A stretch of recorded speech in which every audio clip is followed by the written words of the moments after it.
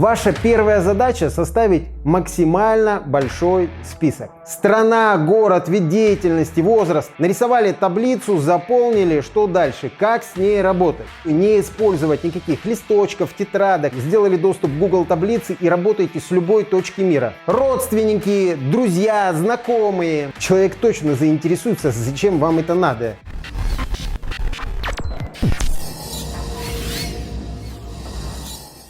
Всем привет! Сегодня тема видео — список знакомых. Поговорим, как правильно составить и как работать с ним в 2021 году. Я за продвижение MLM в интернет, но когда вам сейчас говорят, что список знакомых не работает, это больше продавливание модного веяния, либо просто неумение с ним работать.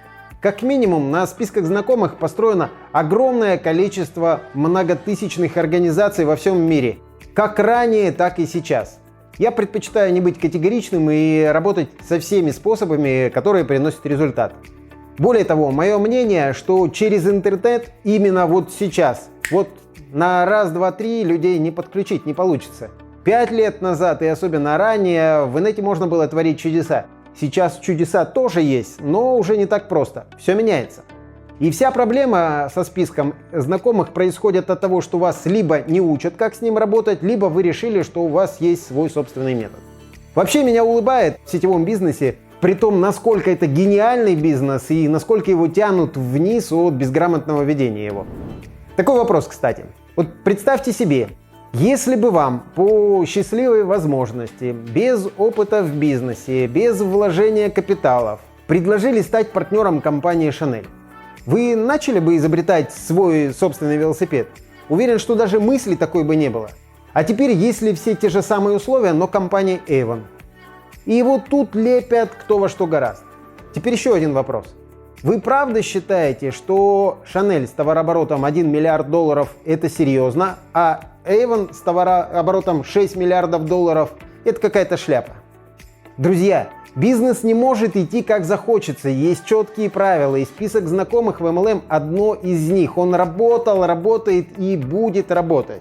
Вы просто могли попасть на искаженную информацию. Итак, как составить список и как с ним работать? Первое. Что для себя нужно принять? Что список знакомых — это просто список имен, а не список тех людей, которых, по вашему мнению, будут заинтересованы либо в продукте, либо в бизнесе. Кто с таким подходом, тот обычно говорит: а у меня никого нет, я знаю только маму, папу и собаку.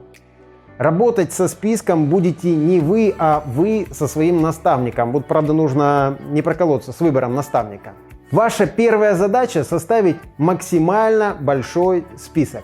Считайте, что это ваш мешок денег, который вы будете вкладывать в бизнес. Соответственно, чем больше мешок, тем круче у вас возможности. Первое. Давайте сначала подготовимся, как мы будем его формировать. Однозначно я рекомендую не использовать никаких листочков, тетрадок, список только в электронном виде. Пользуйтесь современными технологиями. Для тех, кому типа неудобно, непривычно, у меня вопрос. Чего вы счетами-то не пользуетесь? Или с копьем за добычей не бегаете? А ведь тоже когда-то было менять неудобно, непривычно. Второе. Если вы хотите работать с наставником оперативно по списку, сделали доступ к Google таблице и работаете с любой точки мира. Ну, как минимум, практически с любой. Такая модель максимально эффективна, никогда не потеряется и всегда под рукой. Какую именно табличку сделать? Все максимально просто. Всего 8 граф. Фамилия, имя, телефон, соцсети, страна, город, вид деятельности, возраст, примечания. Все. Почему именно так? Объясняю. Ну, с фамилией, имя все здесь понятно, телефон тоже. Графа соцсети. На сегодня это визитная карточка каждого. И что бы вы ни рассказали своему наставнику за конкретного кандидата, он всегда может открыть страничку этого кандидата в соцсети и составить портрет со стороны. Кстати, зачастую, когда вы сами посмотрите страничку Instagram вашего знакомого, у вас может диаметрально поменяться мнение. Далее.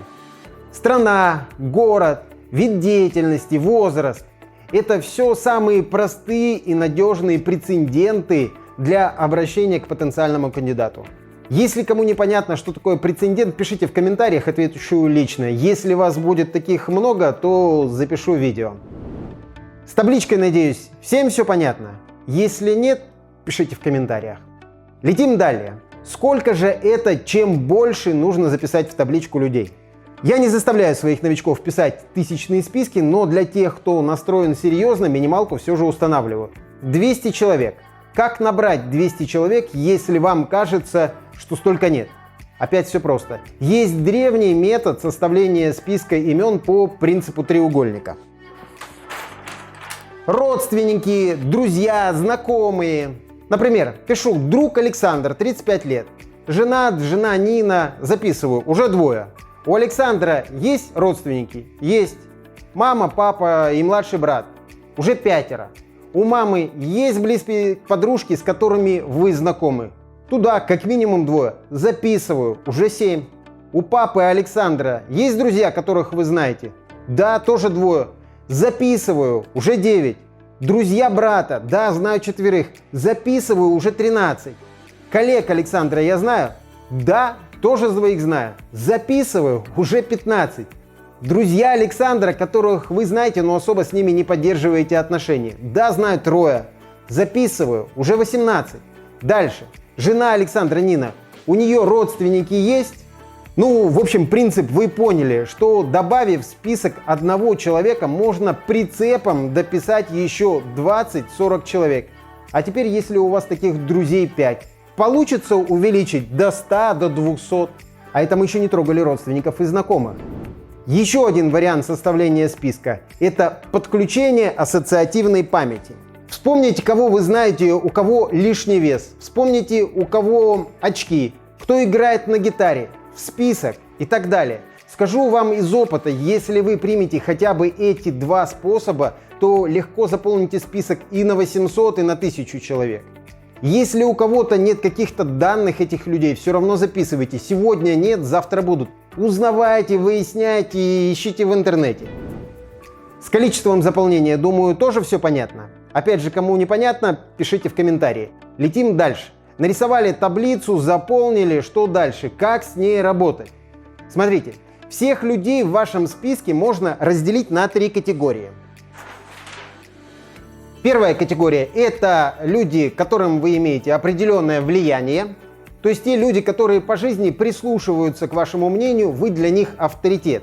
Таким людям можно сделать предложение в лоб, так как эти люди вам доверяют и с высокой вероятностью они подключатся в команду, ну или как минимум начнут пользоваться продуктом. Вторая категория – это те люди, которым этот бизнес может быть потенциально интересен. Как определить, интересен или нет? Это те люди, которые в поисках дополнительного дохода. Может быть, вы знаете, что они пытались открыть какой-то бизнес. Может, они напрямую вам говорили, что не хватает денег и ищут где-то что-то замутить, но не хватает навыков, нет капитала, нет связей. Очень высока вероятность, что они с интересом откликнутся к вашему предложению. Если есть в вашем окружении сетевики и у них что-то не получается, то при грамотном обращении к ним также можно получить положительный ответ. Ну и третья категория людей – это все остальные. Сейчас, даже не глядя вашего списка, могу сказать, что у вас совсем немного есть людей, на которых вы имеете влияние, чуть больше или столько же, которым интересен, и самое большое количество людей – это все остальные. Как с ними работать? Ну, во-первых, если эти люди есть в соцсетях, добавьте их себе в друзья. Только перед этим ваша страничка должна быть подготовлена. Кто не знает, как подготовить, пишите в комментариях, отвечу каждому. Будьте уверены, что они соблазнятся и посмотрят вашу страничку, увидев для себя, что что-то новое у вас, как минимум будут за вами наблюдать, как максимум проявят живой интерес. А что это, а где это, а я могу тоже этим заниматься? Ну, если не сразу, то через время. И при этом с этим способом у вас нет никакого ни втюхивания, ни впаривания. Второй вариант – это обзвонить всех, например, с таким вопросом. Привет, слушай, по делу звоню. В твоем окружении есть сетевики? Человек точно заинтересуется, зачем вам это надо. Только не делайте никаких презентаций, скажите, что есть достойное предложение и можно заработать хорошие деньги. Большая вероятность, что человек заинтересуется, а что там, а как заработать. Если такое произойдет, не грузите на радость презентаций. Получите подтверждение, что ему действительно было бы интересно разобраться, что за деньги и как заработать, и назначьте встречу. чтобы уже поговорить по существу. Если пропустит мимо ушей, не парьтесь. Люди меняют свое мнение. При любых раскладах добавляйте его к себе в друзья в соцсети. Любопытство никто не отменял. Ну и третий вариант. Это прецеденты, которые мы с вами зафиксировали в таблице. Страна, город, вид деятельности, возраст – это все предлоги, по которым можно обратиться к любому человеку.